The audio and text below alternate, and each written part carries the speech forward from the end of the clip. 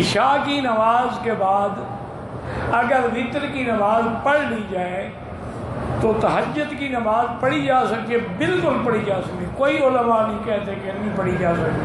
یہ تم نے خود گھڑا ہے کہ بعض علماء کہتے ہیں، کون سے؟ کسی کا نام لکھ کے مجھے بتاؤ۔ تسبیحات فاطمہ دونوں ہاتھوں میں پڑھیں، دائیں پہ پڑھیں تو زیادہ ثواب۔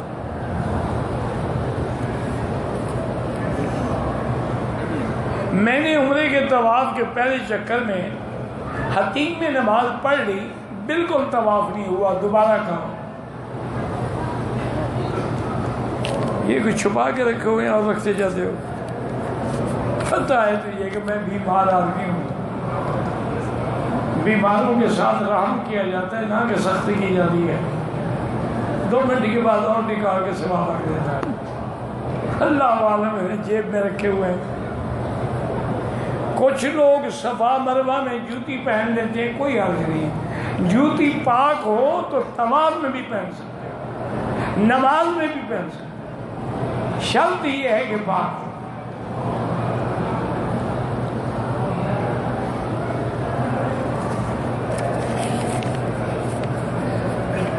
میں مدینہ منورہ گیا، میں نے 43 نمازیں پڑھی، بیچ میں ناغہ ہوا، 43 پوری کی، انشاءاللہ اللہ فضیلت دیں گے۔ تم نے محنت کی ہے، بہرحال کچھ زیادہ ہی پڑھی ہے، کم تو نہیں پڑھی۔ میں نے عمرہ کیا، سر کے بال میں نے مشین سے کٹائے، پھر کسی نے بتایا کہ سر کا حلق کرنا ضروری تھا، مشین حلق میں، بہرحال آپ نے مشین سے کٹائے تب بھی ٹھیک ہو گیا، افضل ہے کہ اس طرح ہو۔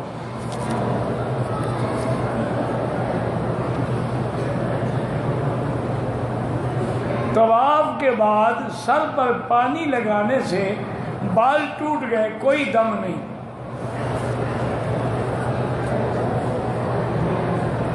امام ابو حنیفہ کو امام اعظم کیوں کہتے ہیں؟ سب سے بڑی بات تو یہ ہے کہ محبت کی بات ہے، اور دوسری یہ ہے کہ واقعتاً بھی وہ بڑے ہیں، اس لیے کہ امام شافعی جو ہیں رحمت اللہ، امام صاحب کے شاگرد ہیں، محمد ابن ابی حسن الشیبانی کے شاگرد ہیں، امام احمد ابن حنبل امام شافعی کے شاگرد ہیں، تو سارے امام صاحب کے شاگرد ہوئے، امام صاحب بڑے ہوئے۔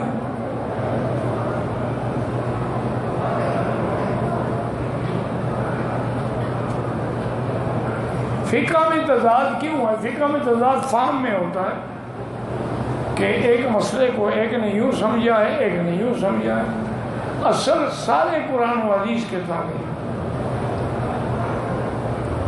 مثلا ایک مثال میں آپ کو سمجھاؤں، امام شافعی رحمۃ اللہ علیہ فرماتے ہیں کہ طواف کے بعد اگر کوئی آدمی 3 بال حلقاً کسراً نتفاً حرکاً، یعنی 3 بال پکڑ کے جلا دے، 3 بالوں پہ اس طرح پھیرے، 3 بال توڑ ڈالے، وہ ٹھیک ہو جاتا ہے۔ کیوں؟ انہوں نے کہا کہ قرآن میں ہے محلقین رؤوسکم، تو اس نے کچھ نہ کچھ حلق تو کرائی ہے نا، ومقصرین کے بال کٹوانے والے، تو اس نے کٹوائے تو ہیں۔ امام صاحب فرماتے ہیں کہ نہیں، سارے سر کے کٹواؤ۔ انہوں نے کہا حضرت آپ سوچ رہے ہیں کہ مسحوا برؤوسکم کہ 3 بالوں پہ مسح کر لو تو مسح ہو جاتا ہے، وہاں تو با ہے نا، تو با تبعیض کے لیے ہو سکتی ہے، لیکن یہاں تو کوئی با نہیں ہے، محلقین رؤوسکم ومقصرین، تو یہ فرق ہوتا ہے، ورنہ یہ نہیں کہ اپنی طرف سے کوئی کہتا ہے۔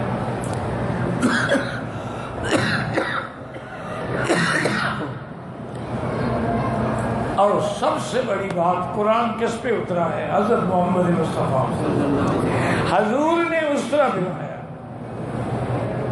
صرف ایک دفعہ بال کٹوائے، اور وہ بھی سارے سر کے۔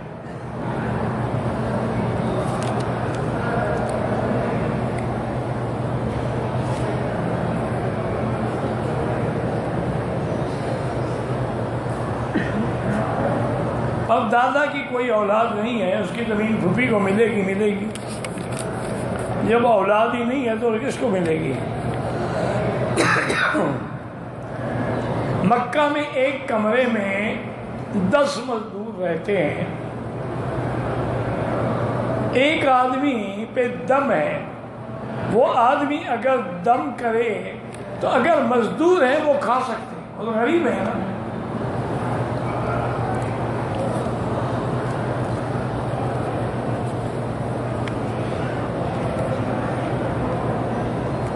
اگر روزے کے اندر ناک میں کوئی تیل لگا لے یا ویزلین لگا لے، روزہ نہیں ٹوٹتا۔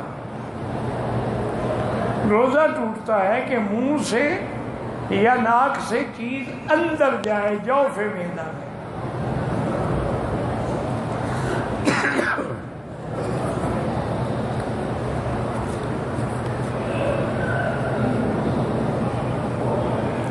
میں نے 2 دن پہلے عمرہ کیا تھا، سر پر بال نہیں تھا۔ 2 دن بعد دوبارہ عمرہ کیا، احرام پہلے کھول دیا، اس طرح بعد میں لگوایا، کوئی حرج نہیں، لیکن پہلے بھی تم نے غلطی کی، بال ہو یا نہ ہو اس طرح پھروانا ہوگا۔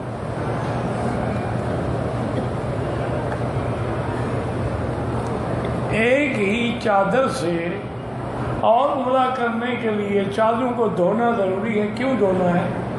پہلے عمرہ کرنے سے کوئی غلط کام کیا تھا، کوئی پلید ہو گئے۔ میں نے عمرہ کیا، جا کر اپنے پاس مشین تھی کہ احرام میں بال نہ پڑ جائیں، چادریں کھول دی، کوئی حرج نہیں۔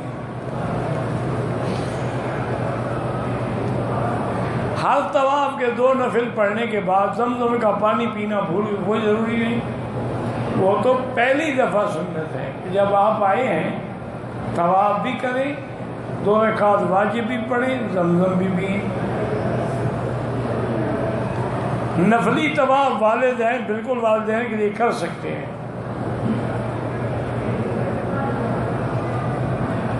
حج میں اور عمرے میں حلق کرنے کا حکم اللہ نے دیا ہے، حضور نے نہیں دیا، قرآن ہے۔ وَحَلِّقِينَ رُؤُوسَكُمْ وَمُقَصِّرِينَ، کیونکہ حضرت اسماعیل تو اپنے آپ کو ذبح کی قربانی دے رہے تھے، کم سے کم تو سر تو کٹاؤ، سر نہیں کٹا سکتے، بال تو کٹاؤ۔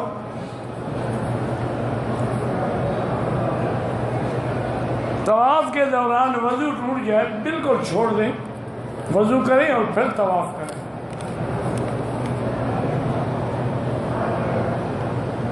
اللہ ہر جگہ موجود ہے، قرآن نہیں، وَهُوَ مَعَكُمْ أَيْنَمَا كُنْتُمْ، وہ تمہارے ساتھ ہے چاہے تم کہیں ہو۔ لیکن ساتھ ہونے کا معنی کیا ہے؟ معیت علم، کہ ہر چیز اللہ کے علم میں ہے۔